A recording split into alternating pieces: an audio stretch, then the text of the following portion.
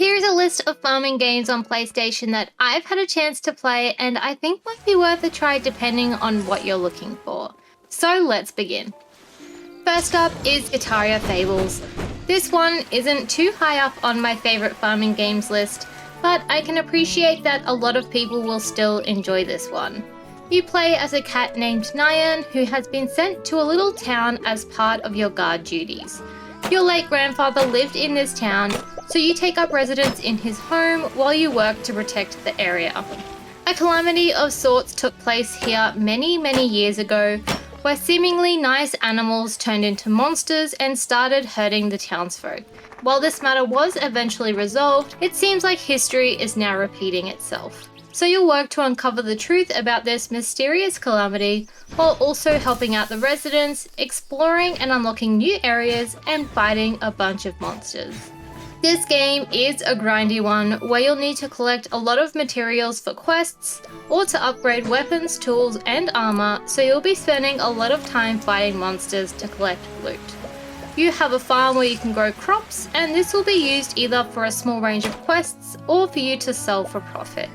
This one isn't too big on the farming. There really isn't any farm or home customization options here, and you can't really craft either, so keep that one in mind. The story and combat are really the main focus here, and as you explore and unlock new areas, you'll find new monsters with new loot and meet new characters along the way. Moving on to Grow Song of the Evertree, where you'll play as a gardener that lives in this abandoned world that has been taken over by some ominous purple vines. You're the only one that stayed behind, and with a little help, you'll set out to restore the world and hopefully bring everybody back. There's two main aspects to this game, the town building element and the world management. You'll need to grow and restore these little tiny worlds that are attached to this giant tree, and you'll do this by planting seeds, watering plants, removing junk, and pulling out weeds. You'll need to complete this once a day, and after several days you'll have restored the world. Once it's restored, you'll be able to come back and visit as you please to collect resources from the plants that you've grown. Back on your homeland that sits below this giant tree, people will slowly begin returning as you restore the land and remove the vines. You'll be able to use resources that you've gotten from these worlds to create homes, shops, and decorations to give these people somewhere to live.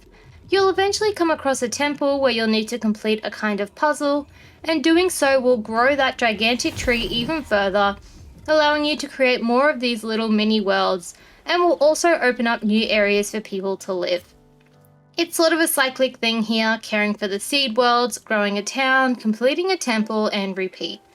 It's one of those great relaxing games that's nice to play at the end of the day to unwind to. Summer in Mara is next, which is an adventure and farming game where you'll play a young girl named Koa who lives all by herself on an island. With an adventurous spirit and the goal to help her lost little aquatic friend, you'll set out to a nearby island that's inhabited by a range of unique and delightful NPCs. Now, I know a lot of people aren't really a fan of this one, but it's definitely up there with some of my favourite games that I've played this year.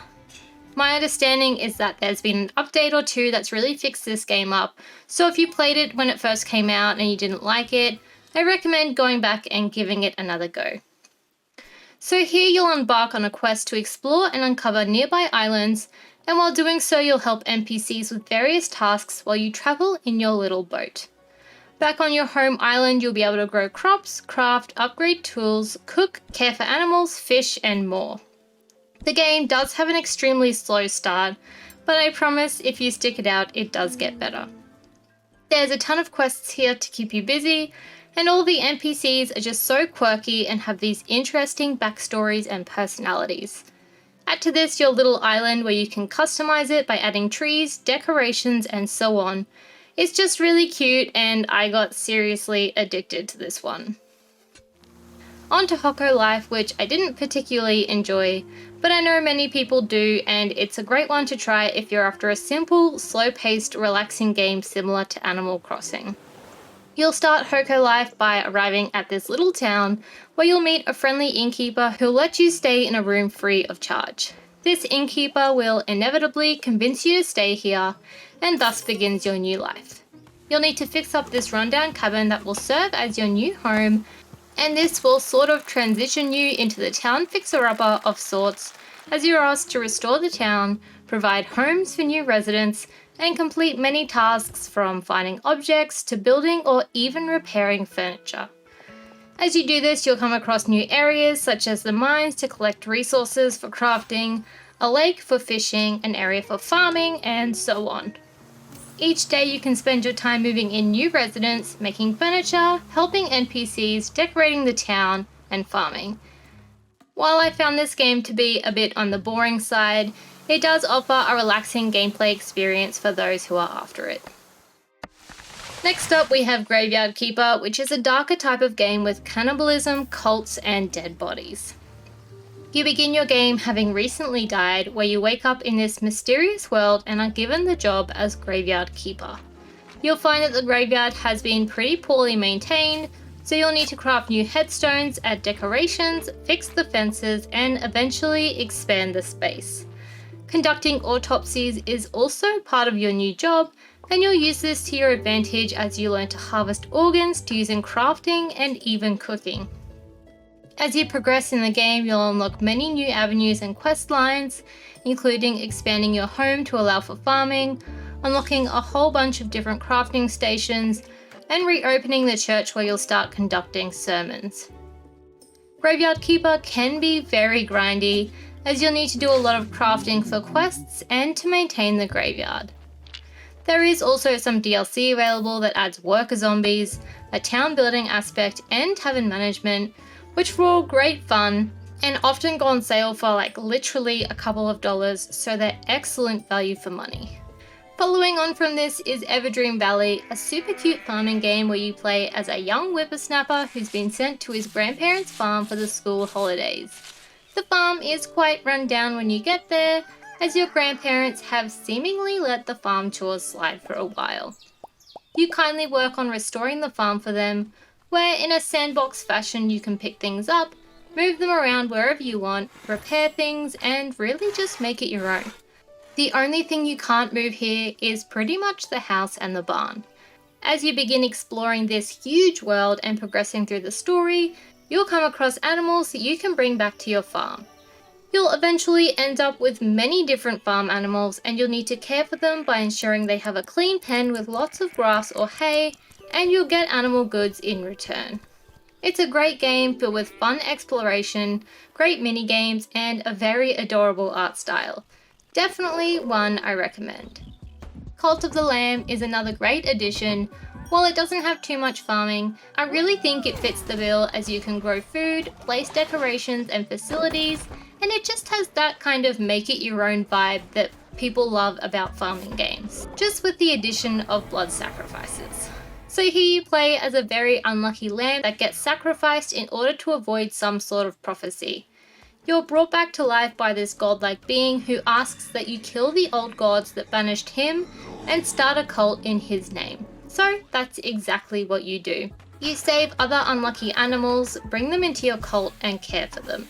In return, you'll get power that you can use to grow your cult and to use while you fight against the old gods.